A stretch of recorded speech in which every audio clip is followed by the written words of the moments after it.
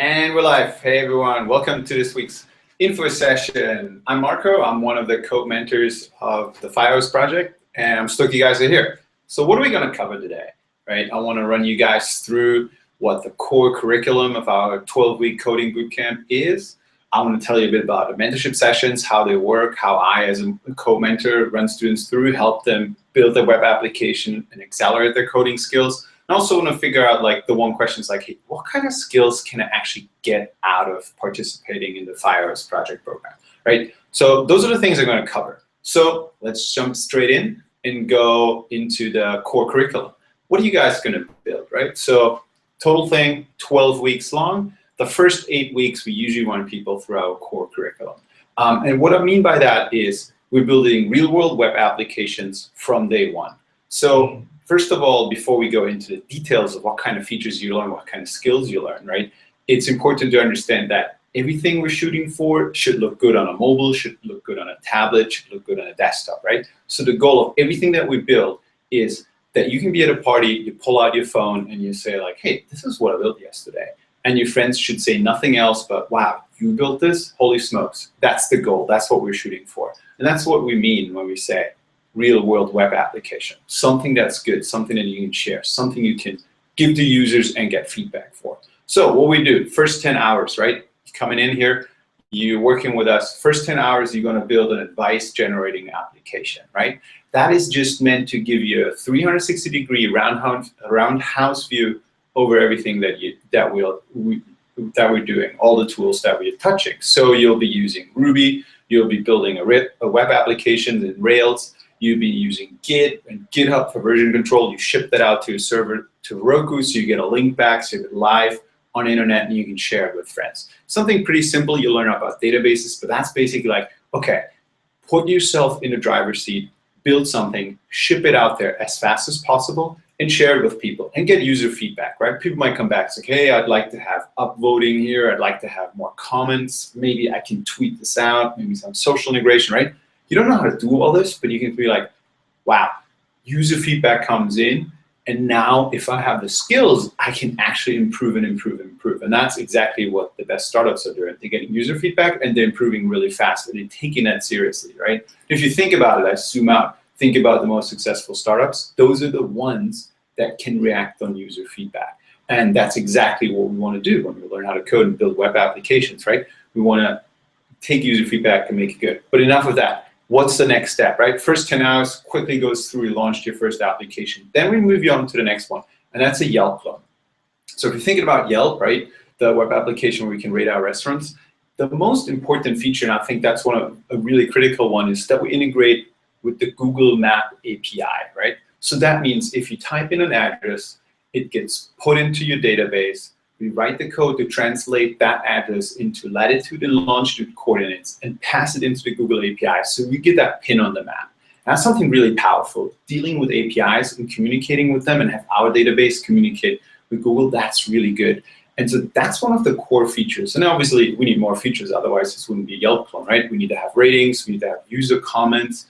We need to save restaurants. We need to also be like, if somebody leaves a comment on our application, we need to have that person get an email notification like, hey, Marco just came to your pizza place, Johnny, and he had left a comment. You might want to check that out. So you want to have that too. And then we obviously have to have user authentication, login, logout. So that's something that every web application has. Ours has that too. So that's an application. And it's like, during that, right, it takes you about 4 weeks. You can already like make that personal, that web application, use it for your one. For example, one of our students, Pete, I love his idea because he's really passionate about horse racing. And I know nothing about horse racing, but he said, hey, Marco, look, there's no good place here where horse race tracks in the US are put on maps. So I'm not going to make this about restaurants or that Yelp clone. I make this about horse race tracks. So we already used in the first 4 weeks what he learned with us to actually make a web application that now his friends use whenever they go to different horse race tracks and add new ones that they like and comment on that. So that's really awesome. And that's exactly where you want to be. Build something that people can use. And then now, we got our Yelp clone, right? We got our advice splitting app out. So what's the next step? Then we're going to build an online learning platform with you. And what I mean by that when I say platform, it is there's multiple players coming to the table. So we have, for example, instructors that are coming and uploading video tutorials on how to brew beer, right? They would have 10 videos on how to brew beer, how to do all that. And there's obviously students who are coming to the platform and they want to maybe buy that course, they want to purchase it, right? So you already can see like, oh, lots of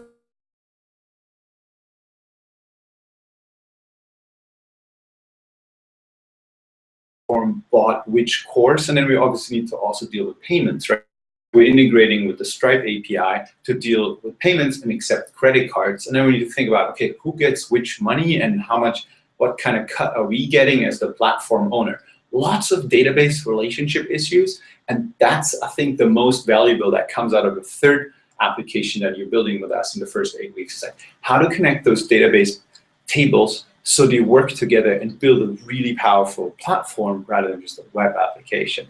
And so then obviously you learn other things, right? We're teaching you how to do JavaScript that application because there's certain interactions that with this instructor builds a lesson plan out. They want to sort some sections around some lessons. You want to have JavaScript and jQuery in there to make the user experience easier for them, right? On screen, drag and drop. That's what we're building. That's when we're teaching you JavaScript right when you need it, when you actually want to improve the user experience. And that's sort of going to learn there as well. Then obviously you learn user login and you put it all in a responsive web application so it looks good, again, on tablet, desktop, and mobile. Those are the first 8 weeks.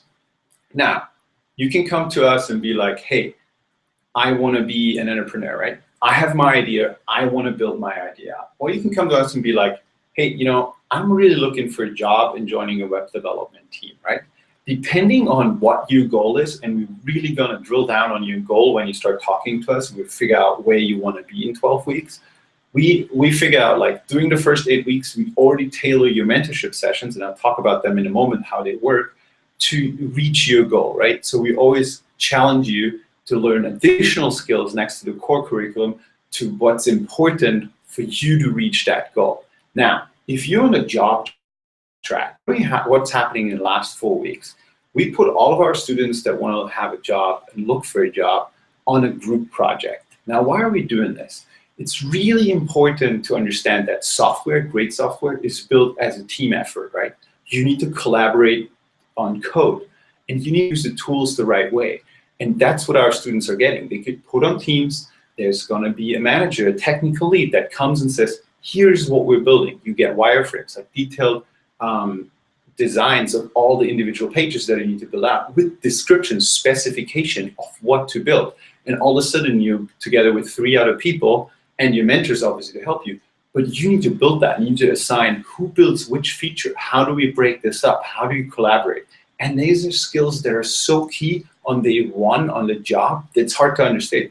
It's like, that's what the technical person who's going to hire you is looking for. And you get this all on your GitHub profile. There is the communication that goes back and forth between your team members. Which code did you reject? Which code did you comment on? Which code did you improve? Which code did you write and got critiqued on and then improved afterwards after the team member told you could do better if you do X, Y, and Z? And those are really key skills, and that will help you not only build a really powerful web application, because now you have 3 people who build something, but it will also help you get that communication, that code collaboration skills that you need on a job on day one, because again, you'll be thrown into a team on day one on the job. So the earlier you learn how to do this, the better. And that's why we're doing that starting in week 8 with all our job seekers. Now, on the entrepreneurial track, we slightly mix it up, right? You probably don't care that much about getting, for example, interview training for technical questions, and you don't get,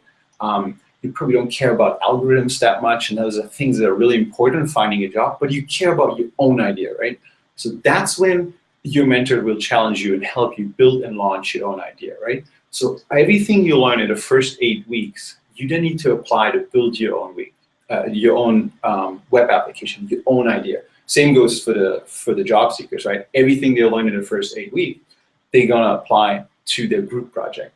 Now, let's give you some examples of what students have built. So right now we have a student in LA, in New York, Boston, and Munich, Germany work together on a group project. They're building a platform that trains people, junior web developers, and prepares them for the technical interview that's going to come.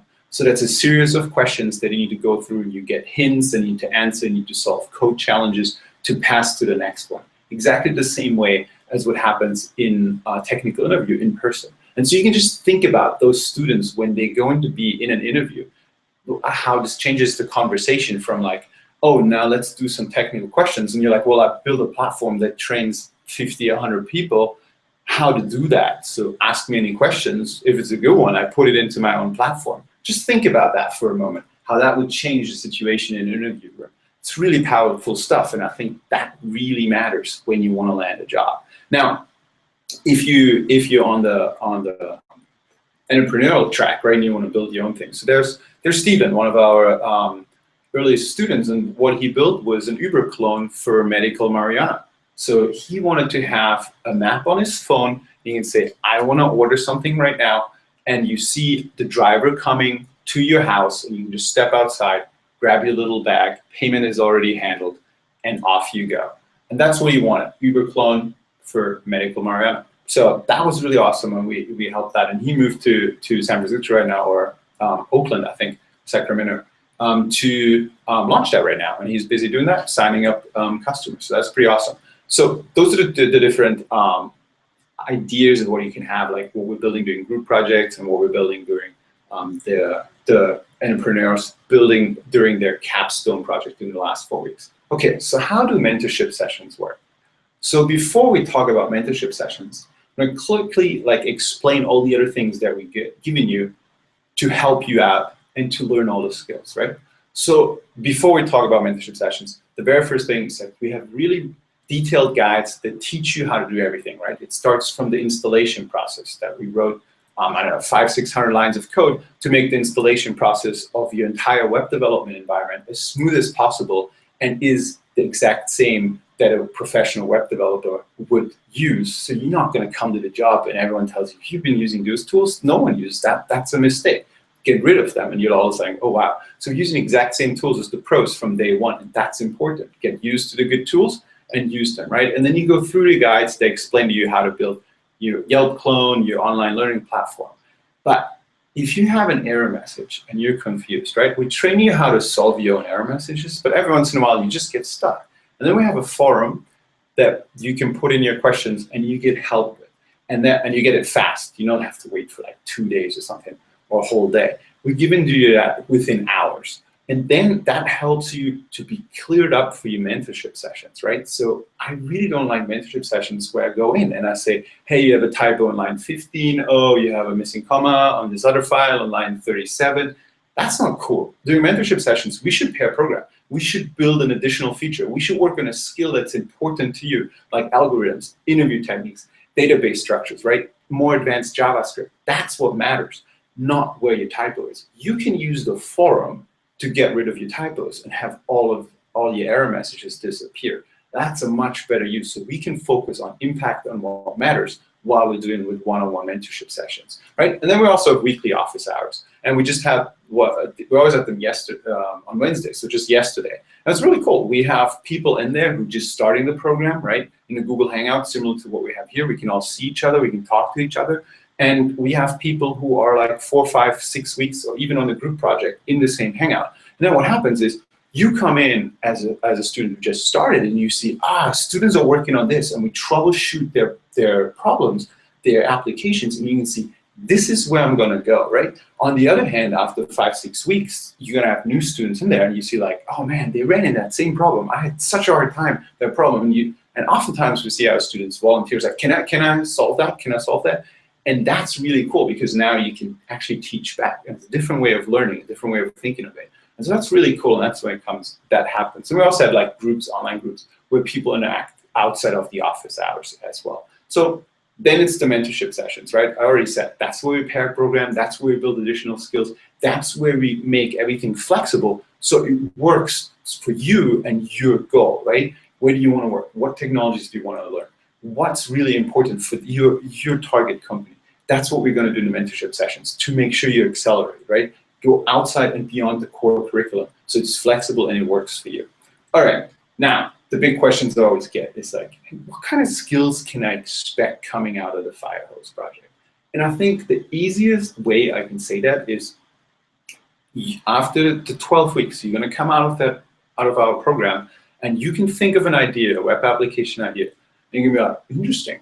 And you have the skills to draw out all the screens for your application, open your computer, and within several days, maybe on a weekend, an intense one, you hack it out and you build a prototype for that idea so you can test it with people and see if that idea gets you traction and people love it, right?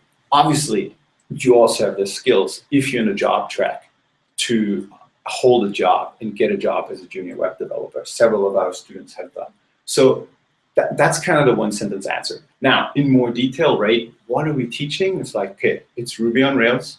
We focus a lot on the back end, but we also give you the front end skills so you can make things look nice, right? But if you're thinking about, people say like, oh, maybe I want to do more front end than back end. If you're thinking about it, you're looking at a typical startup or tech company, there's 10 back end developers, there's 1 or maybe 2 front end developers, right? So if you're just playing a numbers game, go for the back end skills. That's always going to be more demand, and there's more people, more positions open in every company.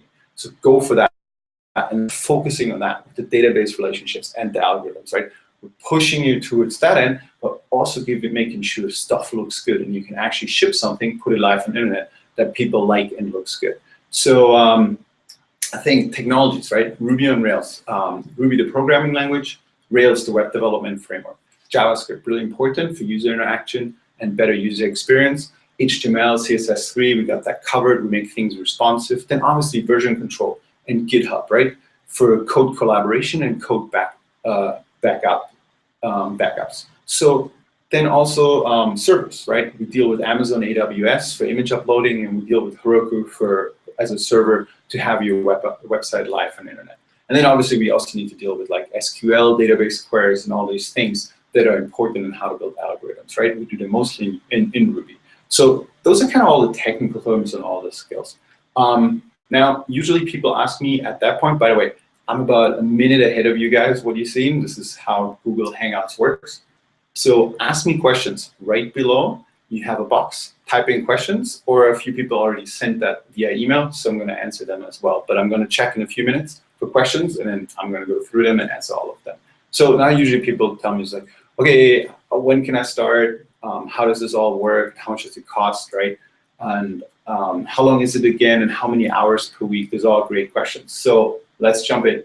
How many hours do you need to dedicate to the Firehose project to take the most out of it? Let's zoom one out and say, what's your background, right? If you're coming into coding bootcamp with zero programming knowledge, I usually have a conversation with you and I give you some resources that you go through to ramp you up already. That's outside of the program. I just do that because it is so much better for you if you already have a little bit of coding background. And also, it's like I make the analogy. If you sign up for medical school to become a doctor, make sure you like seeing blood, right? If you sign up for a web development bootcamp, make sure you like writing code and reading code all day long. Because if you don't, it's going to be a tough one for you on the job for your first several years because you'll be writing code every single day. So make sure you like that. And the best way of making sure that you like writing code is by actually, well, guess what? Writing code. So do that. Go through a few tutorials, and I'm usually suggesting really good ones to people, and they go through that, and then we ramp them up outside of the program, and then we bring them in. So now you come into the program. Then I ask you, how many hours can you spend on that, right? The minimum amount of hours that we want our students to dedicate per week is 15. 15 hours of dedicated coding time, writing code, spending with your mentors, coming to office hours.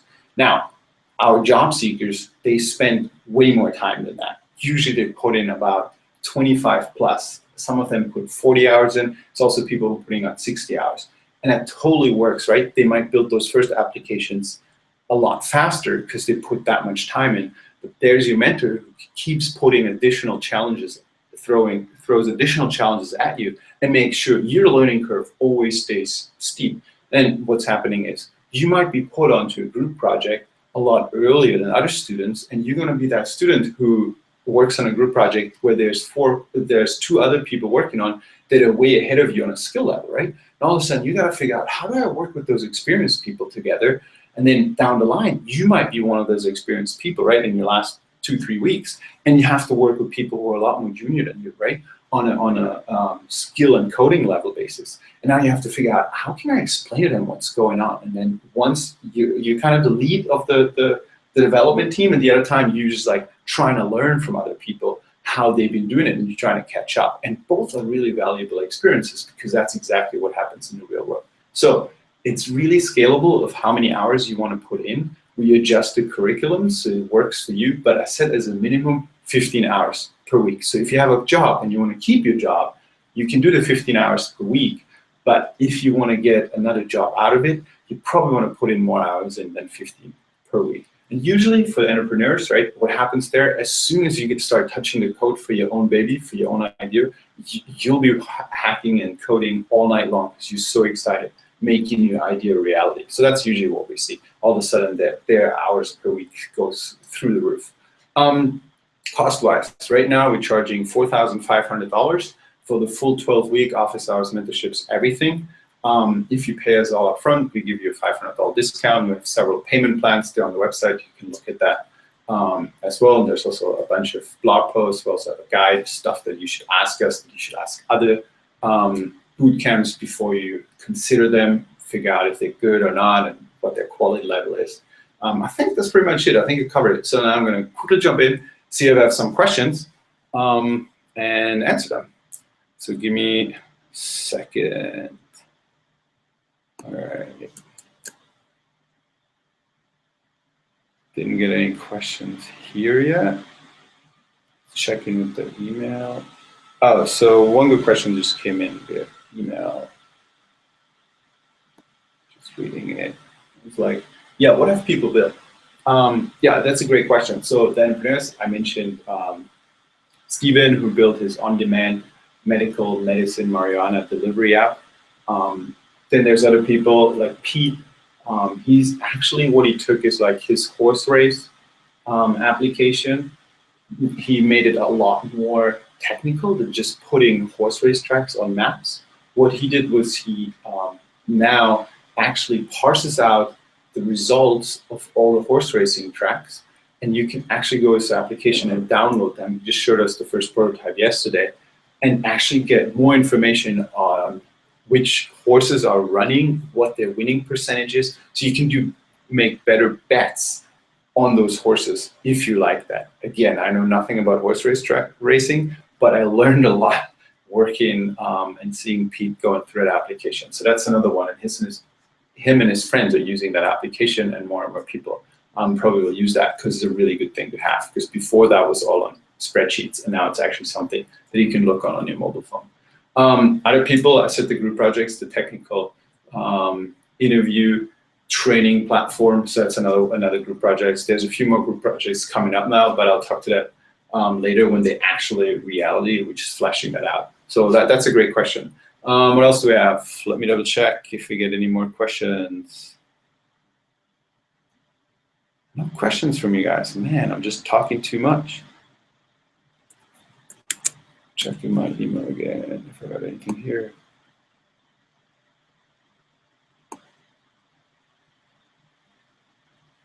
Yeah, Chris asked me what the structure is, if I can put in more hours. Can I put in 60 hours one week? Can I put in 40 hours one week and then go on vacation next? Yeah, it's totally possible. I'd say best keep it steady. Always put in the same amount of work and per week and fall into a pattern. Going on vacation during the program for a week works. Would I recommend it? Probably not. Reason being is you're going to be learning a new language. If you stop for 1 week, it's not just like you didn't learn for 1 week. You're probably like falling back 3, 4, 5 days, depending how good your memory is. And then what's going to happen, you have to catch it up. So you're actually losing almost 2 weeks while going on vacation for 1 week. Because unless you write code on your vacation, and that will work, but then it wouldn't be really a vacation in the sense of, I'm just going to lie on the beach and drink and have coconut water all day long. So think about that, right? I'd clear your schedule and focus on that intensely. And maybe wait till your vacation is over and then start. So that's something that I would consider. All right, guys, I think that's pretty much it. I don't have any other questions. So if you still have questions, right, you're like later or in 10 minutes, you're like, oh man, I wish I would have asked that. Reach out to me. You have my email address. I sent you all the link. Just shoot me a quick email, and then I can get going. Oh, here's one. I just got via email. It's like, well, how can I start? Like, what's an application process, right? So right now we start new students every Monday, pretty much full until the end of October right now. And so yeah, we're looking at new starting dates for new students, end of October and beginning of November. And then usually how this works is there's an interview process. I want to know what your coding background is. I want to see some code of yours. I also want to, if you don't have anything, I throw challenges at you and I want you to solve them. Like build me a splash page in HTML, CSS and put it on the server and send me a link, and I'll see your code and I'll see how you did that. I obviously give you some guidance on that and how to do that. But I want to know that you actually like to code, right? That's really important. That's going to be hard if down the line you're in a group project and you actually don't like code. Like, you need to make that beforehand. So that's something I do. So I talk to every student before they come into our program. So yeah, let me know. And if you have any questions, happy to answer them. Shoot me an email. This was super fun. Take it easy, guys. Stay awesome. Until next time. Bye.